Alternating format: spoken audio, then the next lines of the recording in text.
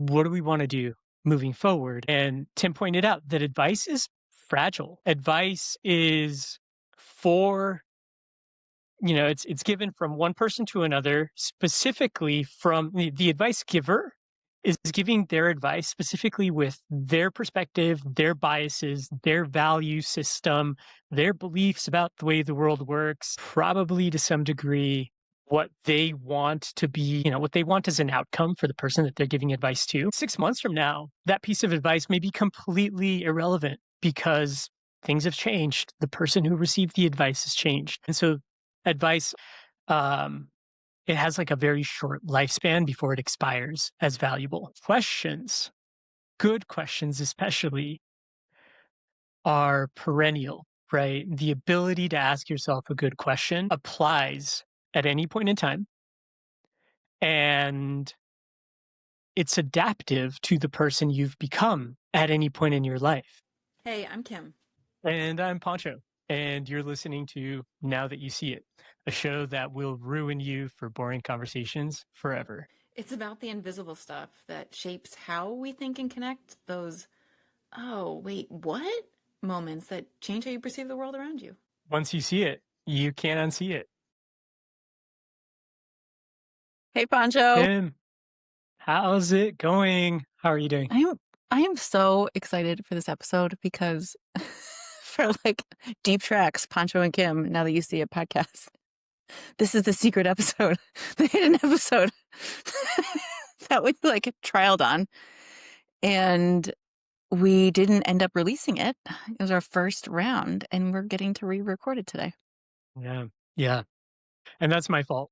We recorded an excellent first episode on how to ask better questions, how to craft better questions.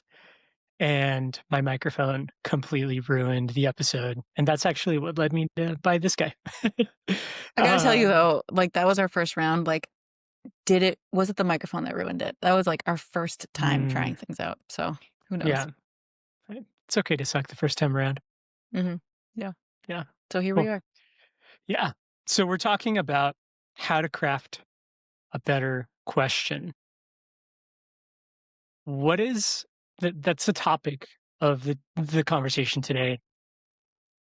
What is the thing that you can't unsee that led us to have this topic? Yeah. I want to know your answer too, because like it really matters how you phrase it. But the thing I can't unsee, and this has been true for me for a long time, but like really specifically as I learned about questions.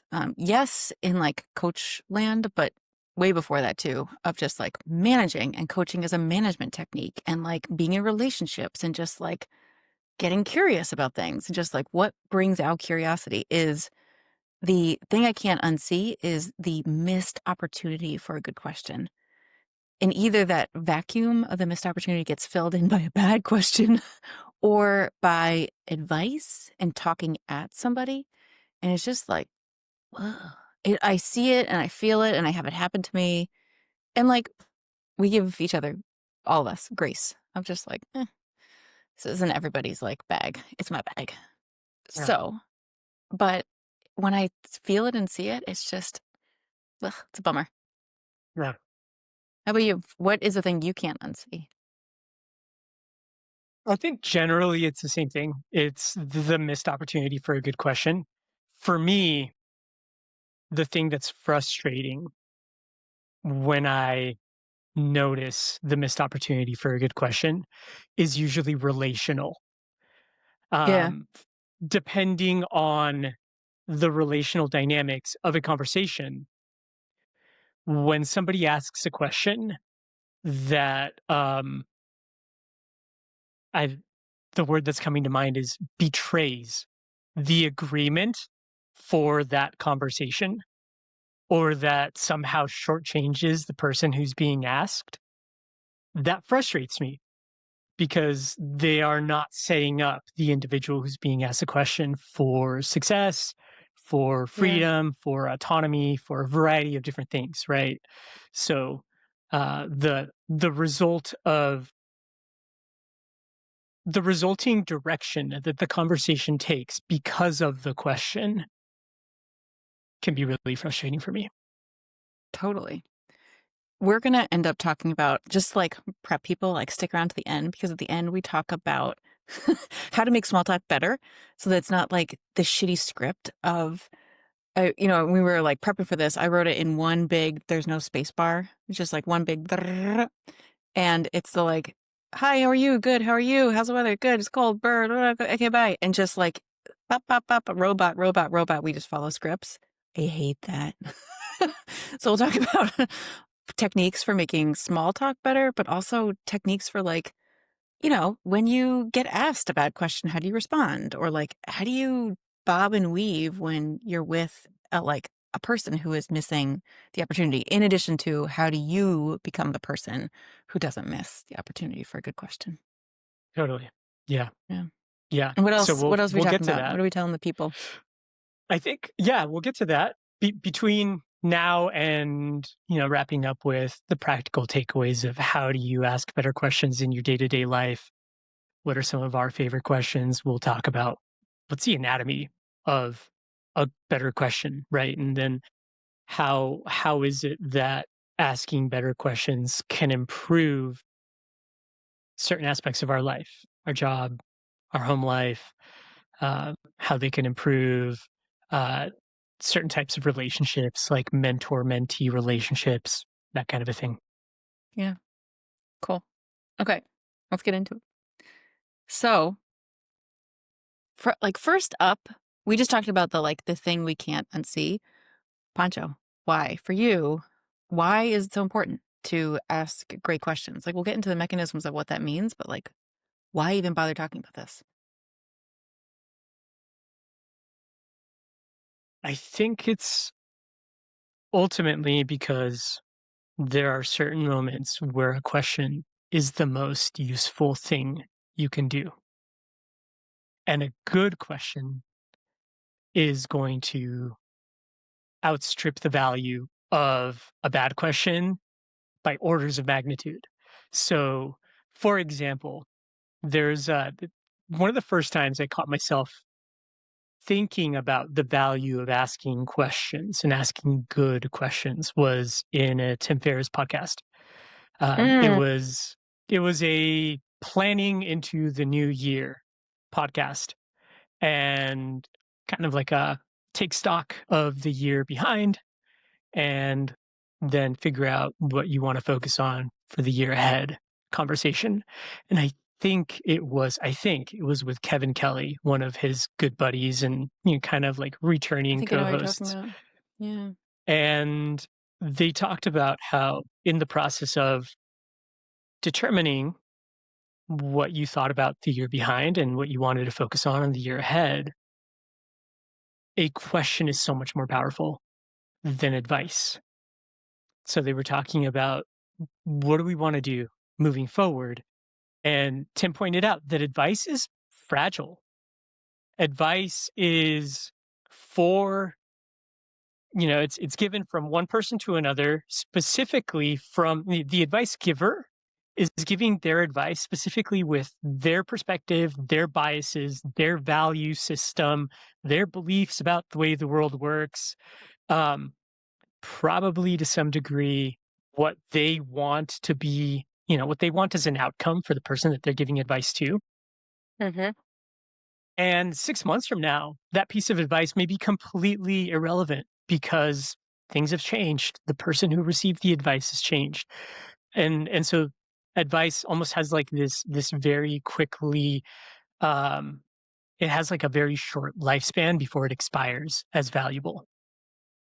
Questions, good questions especially, are perennial, right? The ability to ask yourself a good question applies at any point in time, and it's adaptive to the person you've become at any point in your life. Hmm. Whereas the advice is no longer relevant. The question still prompts thoughts, and the question doesn't come from somebody else. It requires the person who's being asked the question to think for themselves with their own values, their own priorities, their own motivations. as the things that lead them to decide, okay, well, here's the advice I would give myself in response to this question. So Yeah. it's all very abstract, but I think that is, big picture why I think questions are really valuable.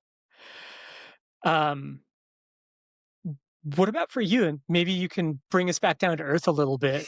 Like in our day to day Get in lives my as rocket human ship. beings. We're descending. Yeah, Yeah. yeah. What's important to you about a good question? Well, so the question I'm going to answer is like, why care about a good question? And for me, why care about it? Because I care about people and I care about relationships and I care about making good decisions.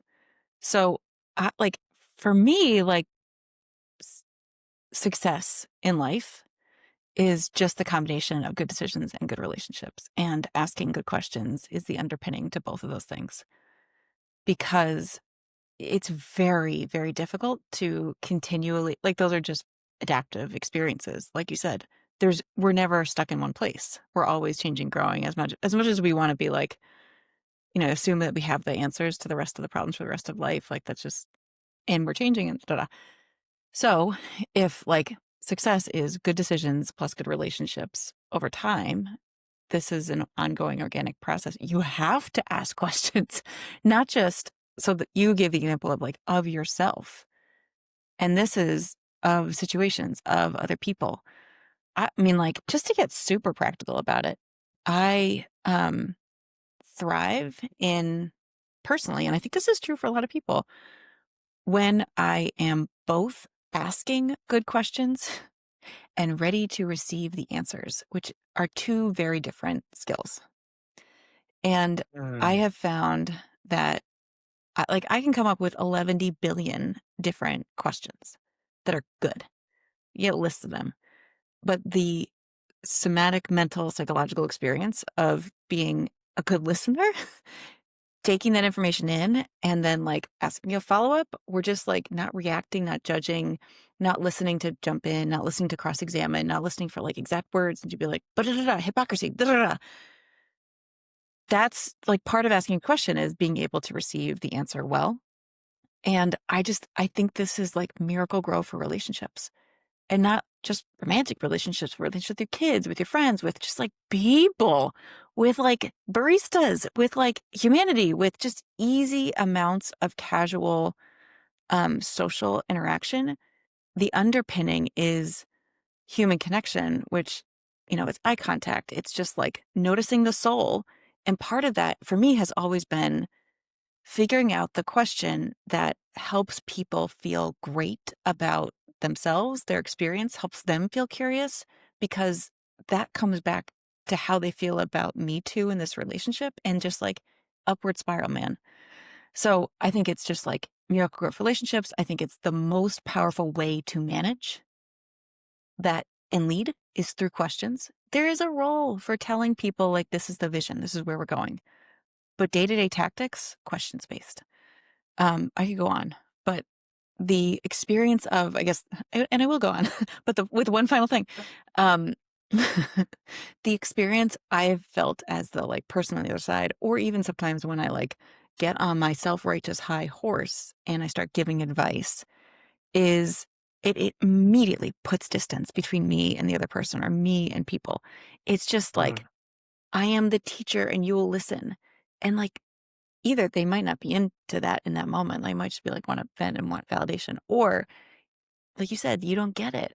And it's a relationship um, eroder, whereas a question can be a builder because you get to know them in this moment. That's my Yeah, why. yeah, Yeah. It's complicated though, because you also have to have a partner who wants to be asked questions. And we'll get into that. But like, there are going to be times when no question is going to be right because they don't want to have to ask questions. There's a different tool available. really, Yeah. yeah. Something you just said sparked a very recent. So I Mm. recently started coaching with a new coaching platform, and another somebody I don't know asked me if I could introduce them to the recruiter. And I said, well, I'm not going to recommend you as a coach for this platform, put my professional reputation on the line without knowing you, let alone Mhm. knowing how you coach, right? And so I said, look, let's do a practice coaching session. You coach me, and after that, we'll figure out where to go from there, and if I'm willing to refer you. This person was a good coach. The flavor of coaching wasn't right for me, but there was one mistake that they made that goes against all the rules in the coaching handbook. And they made it several times. At multiple times throughout our conversation, they told me either one, that they were proud of me for doing something, Mhm. or two, they told me how smart or grounded or insightful I was. But they Mm. did it in a way that left me feeling like they didn't really see me, but they were just saying something to try to make me feel good. Oh, Um, yeah. and, they didn't You know felt me like that well. pandered to because this Yeah, guy wanted a almost like job? Yeah. yeah, Yeah. yeah. And then, when somebody tells you they're proud of you, that immediately puts you here and it puts them here. I'm Mhm. proud of you, right? Mhm. So Mhm. so when you said that, when somebody gives you advice, Mhm. tells you what to do, it does the same thing. It puts you here and it puts them here. I know better than you. Here's what you should do, right? A question from that individual, instead of giving advice, if they give you a question, it puts you on a level playing field in a situation in which they think you're perfectly capable of answering this for yourself. What do you think you should do next? And, like, not for nothing, but the coaching container, like, the conversation, like, it's the experience of being coached is not a normal situation in real life. Totally. It's not you're not, like, having a conversation where you're both sharing perspective, getting to know each other. It is a one-way street with the coach helping the client, in this case, you, figure out where the client actually wants to go and helping guide them along the path. And so, like, yes, there is a place in life for advice. There's a place in life for "I'm proud of you."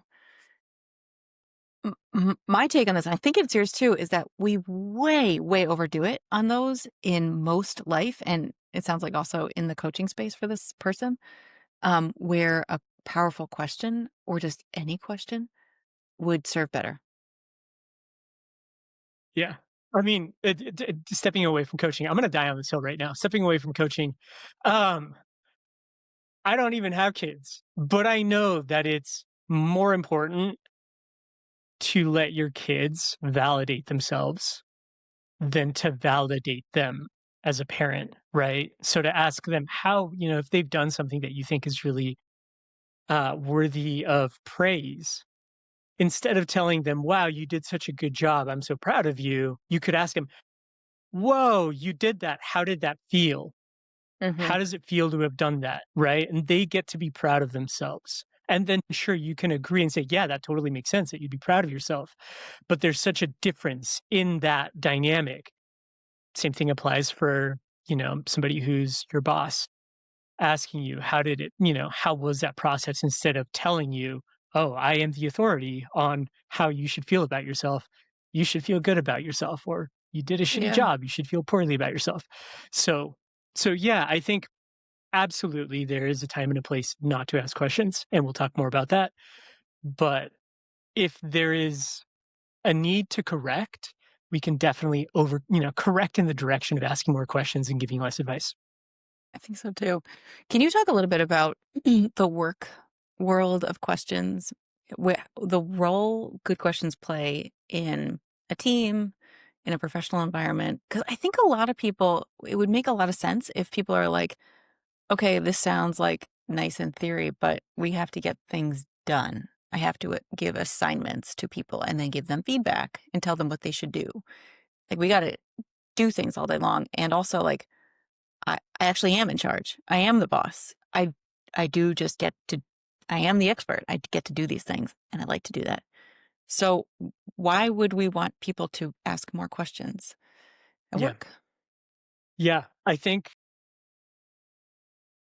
there are opportunities where something is not urgent and it doesn't need to be solved right now, or something isn't important and it doesn't need to be done right the first time. As somebody who is a leader, a manager, talking to somebody who is further down on the organizational, hierarchy than they are, one gets to make the choice.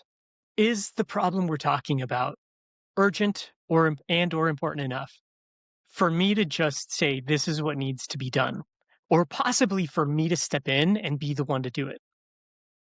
And the thing that you have to balance that against, the timeliness, the getting it done right the first time, the is it urgent or important, you balance that against how much of the growth opportunity is this for this individual to Mhm. continue in their trajectory of becoming more than they are today in the organization.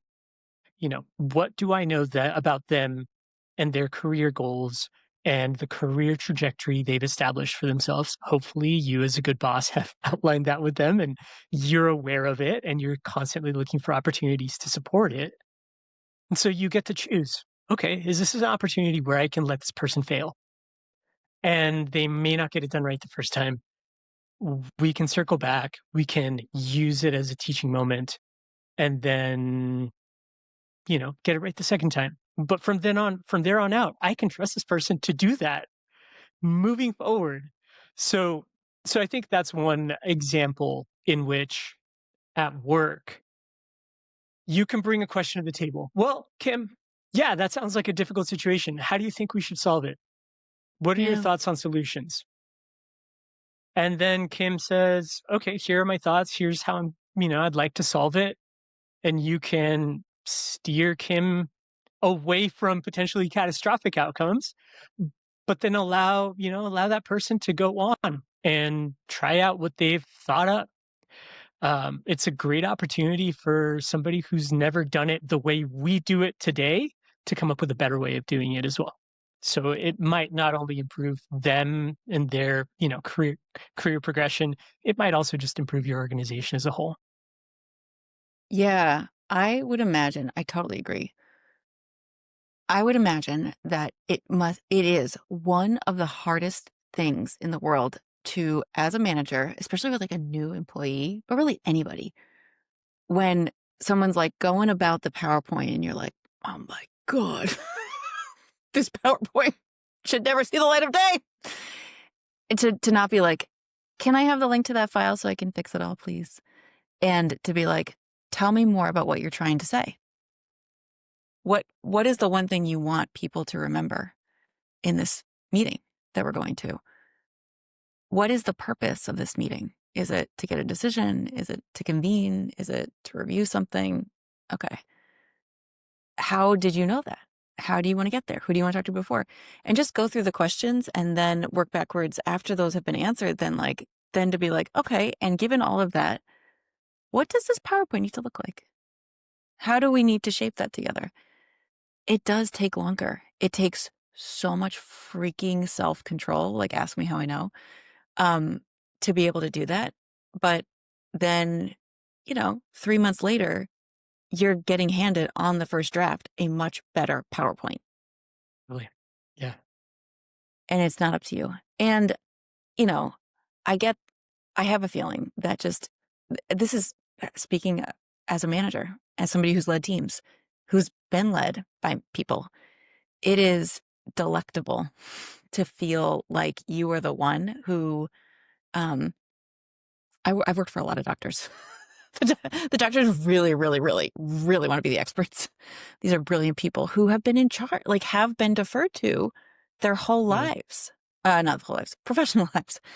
It's hard to break that and to go into coach mode as a manager, um, when you're not the surgeon in the office, in the surgery room anymore. Um, but wow, does it feel crappy and like just so deflating as the employee to be like, okay, you're just telling me what to do. Like you didn't even ask how I got here or how I made these assumptions. It's just the morale of being told why you're wrong, how you could have done it better, da da da, even if it's correct, the Right. morale suck is huge, is huge. Yeah. If for no other reason, I implore managers to learn how to ask questions as coaching techniques to guide employees and teams around them because your turnover will reduce, your morale will increase, people enjoy being at work, and they will love you as a manager because you become the conduit for their development. Do you know that? I'm not going to get this wrong because I get at least one quote wrong in every podcast we do. But Jay Z, to quote the great Jay Z, he has this in 444, the album. We like over here we measure success as how many people are successful like next to you, and you're only broke if everybody else but you is broke. No, you're broke if everybody but you is broke. Basically, like you are successful when other people are successful around you. Mhm. You are broke if everybody's broke around you, but not you. If you haven't shared the wealth, if you haven't grown people up, it doesn't count. I love that quote. And that's sort of what Yeah. this feels like to me at work. We Yeah. underappreciate it though. I mean, bottom line, I think with like the thing that's like running laps in my head right now, flashing neon screen is that's a manager who sees the people that they lead as people instead of roles. It's somebody who sees the people who report to them as more than just productivity machines. And people love that, right? Yeah. When your manager sees you as a full-fledged human being and wants to understand how like how things work inside, how your brain works, how you got to this outcome. Um, that's huge. And then when you do that, even as a manager, even if you correct after that, it's so different than the you did it wrong, here's how to do it right, go back and do it again interaction where there's no curiosity, there's no connection. Uh, the other thing that came to mind for me is when somebody comes to you as a manager and they say, "Here's the problem," and you ask all the questions, like Yeah. you said, "How did you get to the solution? How have we gotten to this point? What do you think about it?" And then you turn it back around on them and say, "Cool, go solve it." You have an idea, like Mm, you have a good mm, idea of what to do next. We've fleshed that out, and they freeze because they're scared of getting it wrong. mm. Yeah. That's also the right moment for a good question. What's the worst that could happen? Oh, that's a good one. Yeah. What's the outcome you want? What's the worst that can happen? As their leader, you can use questions to help them right size their fear. Yeah. Yeah, it's scary to try something new for the first time. Yeah, they're probably going to get it wrong, but you can ask them, what's going to happen when it goes wrong? Well, my boss will be mad at me. Like, yeah, I'm your boss. I'm telling you to go do it. I'm Yeah. expecting it might not be perfect. Like, go get it. It'll be fine. So that's the opportunity to also use a question for somebody who is hesitant, who's afraid, who isn't maybe as interested in career growth, but you see the potential in them and you want to nudge them in that direction. I love that because it also reminds me that there's imposter syndrome. And also, genuinely, in many cases, we are imposters. Like, we are. I think, because, like, we're new to things. We're, like, figuring things out. And to be able to say, like, "Okay, yeah, I don't know all the things." Like, if you're that employee, to be able to let your guard down enough to be like, "Okay, I gotta ask some questions that I feel pretty basic, but I don't know the answers, and I wanna get better." Because, honestly, like, you just mentioned, this is if you really wanna get to know your people as people and not as, like, productivity cogs, ask better questions. I would also argue that if you do want productivity, this is a great productivity hack. The more you get to know people and coach them, the higher the morale, the better the psychological safety, the longer they stick around, the more creative they are, the more they produce. Hello, productivity, but like kind, sustainable, enjoyable productivity, the real kind. I don't know. I think it's a productivity hack. It's just sort of a little ass backwards for some people. Builds capacity. Totally. Yeah, I Yeah. mean, you're building a culture and you're also building capacity. Like, every time you ask somebody a question about how they would solve something instead of telling them to go do it a certain way, you're building the muscle in them to be able to answer their own questions. You're helping them start to think strategically. You're helping them take the big picture into account so that they Yeah. can understand, okay, here's the problem, here's my solution. How is that going to roll up into what we're trying to do as an organization? Yeah. Can we do one more scenario of why good questions are so good, and then go into, like, okay, now what are we talking about? Like, how do you craft the good Yeah. question? And Yeah. that one more is relationships outside of work. Romantic relationships, family relationships. What comes up for you when I say, like, how questions can change relationships? Yeah.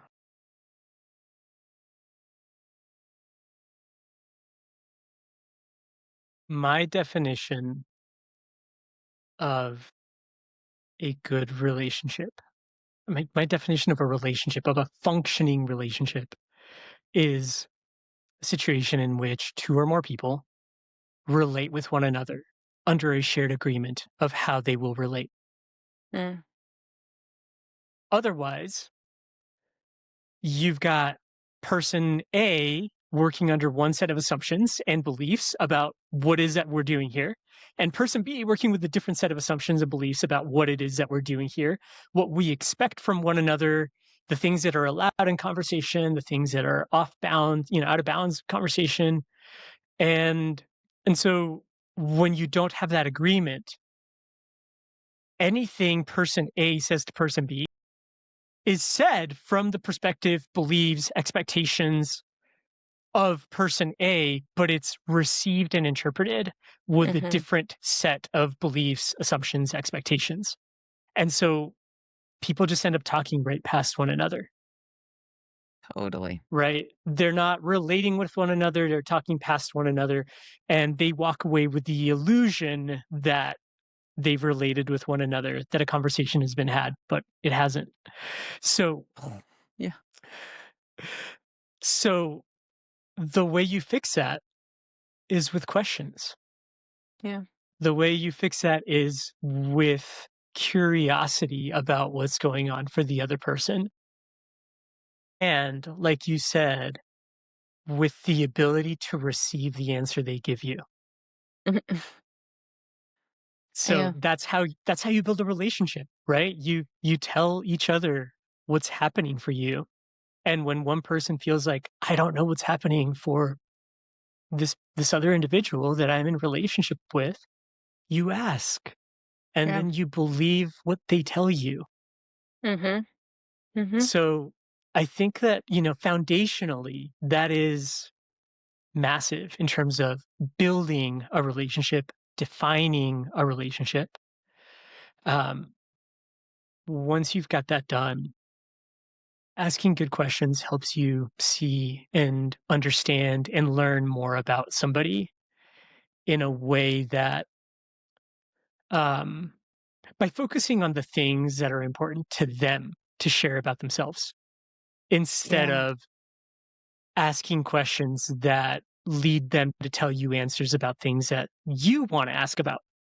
So there is a generosity and grace in focusing on what's most important to you when I ask you a question instead of just what's most important to me to learn about you. totally. You know, here's a question for you. Do you think it's a requirement in terms of being a good questioner to have a fundamental assumption that humans are interesting?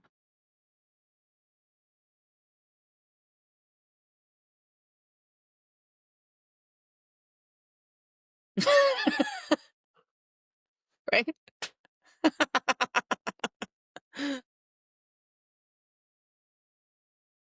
I am not sure.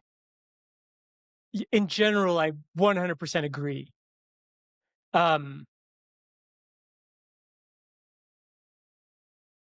I would maybe amend it a little bit because there are some humans out there who I don't find very interesting. Um, but I am really curious about humans, Mhm. right? So you can't I think it's unrealistic to think every human is interesting.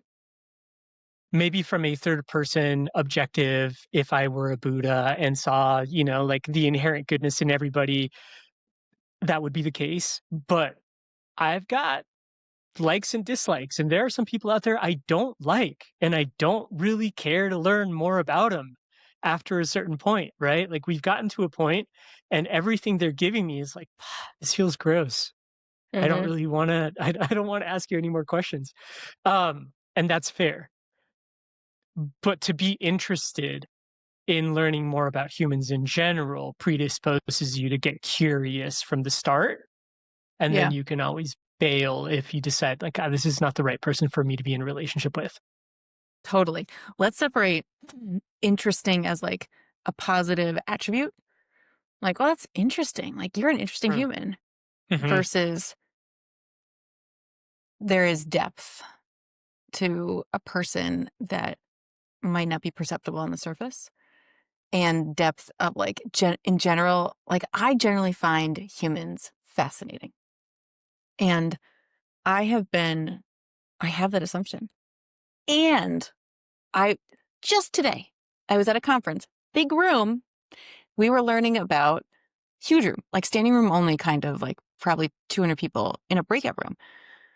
We were learning about some technique a psychologist was teaching about how to deal with big emotions from like the UMass medical school, psychology, da da. Da. It's a bunch of like primary care folks who there's some big emotions sometimes.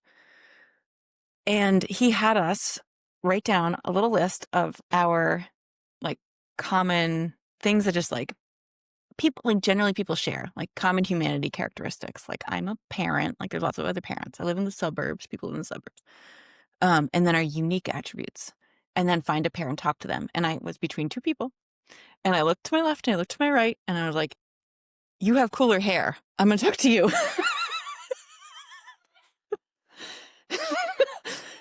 and I was like, this we got 4 minutes.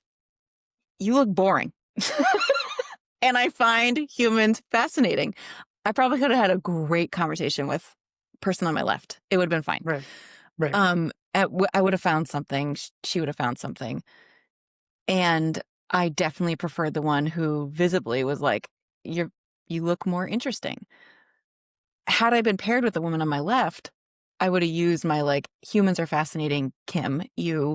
There is something underneath that you just need to work to discover." And then you'll get that like, "Ah, there it is," of like, no one like one of my hot takes is there are no basic bitches in life. Like as much as I really do sometimes believe that, um, everybody has a story, and it's just mhm, how do you get there? But it's that assumption that drives the like I'm willing to work for those deeper questions and like be totally, in long awkward moments with people because I'm like there's something here. I know it. yeah. Oh my god, and then in defense of people who look boring, because that is not an objective thing, right? That like I could think somebody looks fascinating and you Yeah. think they look boring and they're the exact same person. So the interpretation of somebody who looks boring is not on them at all. Um Implicit bias, man. We are all totally. subject to it. Totally. Yeah. Yeah. Like there's all sorts of biases that play into that affinity bias, like Mhm. rushing to conclusions. But uh some of the most fascinating people that I have coached are people who jumped onto the first call and I was like, "Oh man, this is gonna be like pulling teeth."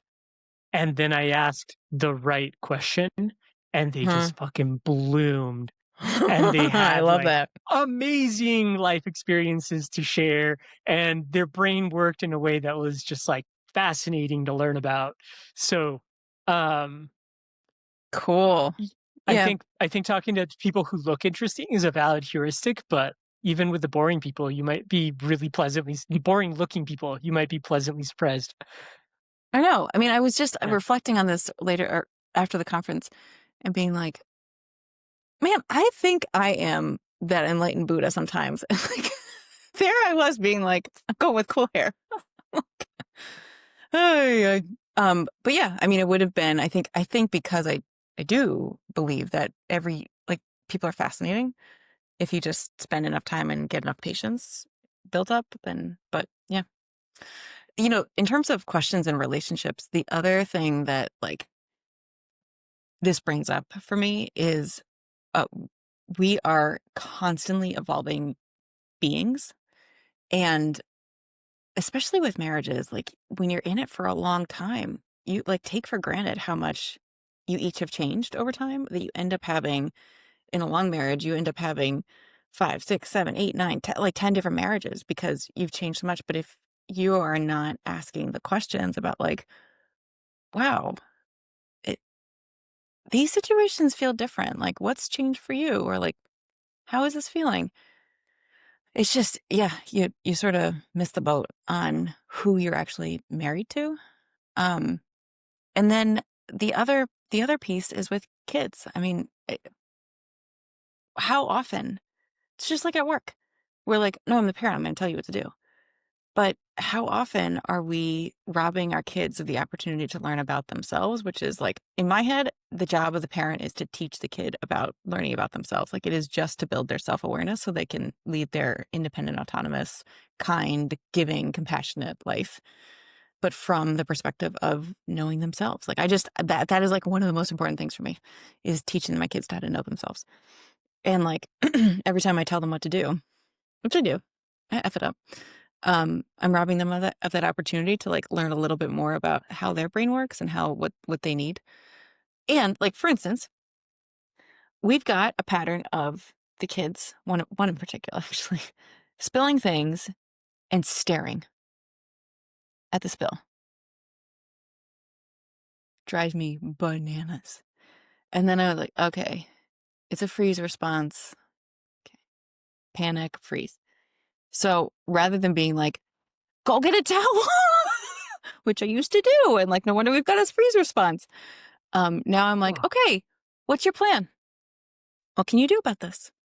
And it's gotten a lot better, but the question I had to unhook my urgency and my need to be like, go yeah, from my job is to teach you about yourself.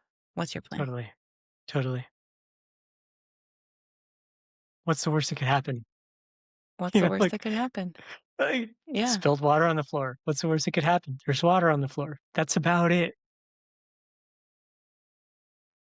Ay, ay, ay. Sometimes it's Yeah, milk though. Milk is not water. that's fair. That's fair. But anyway, we've got plans now. Yeah, Shall we go into the mechanics of questions? Like what makes a good one and what makes a bad one? I would love to. Yeah. You want to start? What comes to mind? Nope, you're starting this Nope, you time. already You've did you've that. asked me you've asked me all the questions so far, so it's your turn. One of my what's it called? Fla- Not fatal flaws, but like a thing I do that is a little unfortunate is I am a perpetual facilitator. Like there are people who dominate conversations by talking, talking, talking about themselves or da da. They don't let people in. I tend to dominate them by asking questions. So like, good luck to you as my co-host. Thank you for Yeah, redirecting me. yeah, Um, what makes a good question for me is the two parts. So like, we'll talk about the words, but the words mean nothing if you are not ready to receive. And so I'll talk about the words first, and then like let's come back to what it means to be ready to receive an answer, or like what it means to ask a question without judgment. Like you can use the same words, but the tone is gonna like get you a totally different mm, somatic response from the other person. totally. So my favorite questions are what's and how's. Um, yes, I love the whys of um just curiosity, like kid wise, like why this, why that. But the most powerful questions I've heard as an adult among adults and children, like to children, are what's and how's because anything that lands in a yes or no, it's closed. So it's not really going further. And it sort of can feel like an interrogation. And third degree, even if you don't intend it to be. Um, did you do this? Who did you talk to? Why did you talk to them? Like you you may just be trying to get like updates on this person's day, but it's like all of a sudden you're like, whoa, buddy. Are we like in like SVI? Um, so what's in house? What So this, what when you yeah, go ahead. okay, I was gonna say, when you say "What's in house," what does that mean? Yeah. Questions that begin with what and or how. Okay. Um, questions that lead to expansive answers in the same way, you try to give kids open-ended play, like here's a bunch of invention box tools, here's a bunch of blocks, make something of it. The what's and hows are like the invention box, the like junk drawer of like it allows the other person to tell you what matters to them. So what was that like for you? What what else could be true? Um, how was that for you? What is that like? Like my going out to coffee with people is a lot of me saying, "What is that like for you to be this kind of person with this family in this place?" And just like, how'd that go? What happened there? So what's in house? So I'll say that first, and then I'll just jump into the other side of it, which is the like ready to receive. Um, truly being able to ask any of those questions without a tone or agenda is it's a skill. It's a skill to like fix your face, you know, to like be able to make appropriate eye contact and like have the right level of like the micro expressions that we can all subconsciously pick up on and read that communicate more than you think you're communicating. And so you really do have to have genuine curiosity because speaking of betray, your face will betray you if you don't. Your body language will betray you if you don't. And whether we're saying it or not, the other person can feel it. And so having genuine curiosity means reminding yourself, like, why do you care about this conversation? Do you, for me, I feel like every time I have a great conversation with great questions, I leave feeling super energized, super excited about life. Like, it's like, hello, antidepressant. I mean, it's just like, Yeah. so I want it to feel great. I'm genuinely curious. So you got to be genuinely curious because people read you. And then when people answer you, to listen as they're speaking. Yes, the active listening, repeat back what they're saying, be able to say, like, um, to warmly receive without judgment in, again, your facial expressions, but then to not question them about like the wrongness or rightness or value, to not bring your own judgment in the next step. I mean, I don't know if you've had this experience, but I've had experiences, for instance, at work where I get like asked a good question of like, oh, what brought you to that conclusion? And I'm like, I have an answer. Here it is.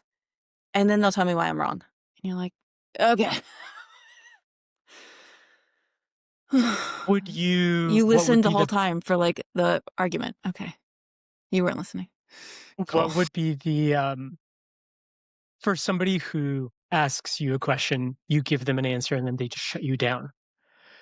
If they think you're genuinely wrong and they wanna tell you what they think is right, what is a more skillful way of responding? I hadn't thought about it that way. I have a different perspective. Tell me more about how you got to your perspective. And then after they do, that's interesting. Even if you don't believe it, then just like, thank you for sharing that. Do you mind if I Yeah, share mine? yeah, Rather than like, here are the 5 reasons why, the 5 holes in your argument I found. And it's like a match. It's like a competition. And you're like, this isn't a conversation. We're like on the tennis court. This sucks. right. Or tennis court's probably too friendly. There's some other sports venue. And it it feels like you got to be able to receive the answer. And so especially like you and I are coaches, but even in when I'm talking to my kids, when I'm talking to my spouse, when I'm talking to people I'm in relationship with, when I'm talking to coworkers or colleagues, they're going to give me answers that, especially if we like have really different political beliefs, religious beliefs, just like beliefs about the world, about how people should be, tradition, um, just like the way you're brought up is different. When I say, "What's that like for you?" in the answer, and I'm like, "Wow, that's not what it's like for me." I keep that to myself for like 5 minutes. It's just like 5 minutes. I ask a little bit of follow-up because I'm curious about like, wow, how did that become that way? What's it like to live in this world with that value? Because I don't see it very often. And then like, do you mind if I share where I'm coming from? Because here's Uh, another perspective. And then all of a sudden it's just like two balls of light sort of dancing around each other as opposed to like, yeah. Or, like, they don't even show you what their ball of light looks like. They're just ready with, like, the dark blanket to throw over your ball of light without ever expressing what they think is true or how they see things, to use yeah, like, sports, not a tennis court, but an arena. If yeah, somebody yeah, asks you, "What do you think? What's your belief system?" And you tell them, you're putting yourself in the arena, right? You're saying, "Here I am, the man in the arena, woman in the arena, yeah, yeah, struggling," kind of, like, stepping up to the challenge. And there's a difference between them getting in the arena with you and saying, "Cool, here's what I've got." Uh, so they could do that, or they could stay in the stands and just shit talk at whatever you're bringing to the table when you're the one who's totally. actually doing the work. If you're listening to win, you're not winning. Mm. Can you And that'll be it. fucking love that. So, You wanna go Riverside's gonna again? clip that. You That wanna just say that again? Say it again for our for AI Riverside. overlord to make sure we get it in a clip. Yes, listening Nice. to win is not winning. You don't Yeah, win. Like Jay-Z says, over here we measure success by how many people are successful around us. yeah, So like if you're listening to butt in to be like, how am I gonna take this person down? How am I gonna like even if you love this person, like if your brain goes to how do I make myself look smarter, even if this is subconscious, the expert, because I find safety in being the expert, ah, it's it's not winning. That you are eroding a relationship, especially like, family, kids, spouse, like it can really, really, really get tense. And then you are fighting about something so fundamental and you have no idea. You're like, I'm pretty sure we're just fighting about like who needs to order the groceries this week. But like, why is this World War III? And it's because yeah. like your identity is on the line. And that's wow. Yeah, you just said it feels safe to be the one who's right, Yeah. but in doing that, you are actually creating a relationship that feels unsafe for the person you're talking to. Yeah. Yeah, exactly.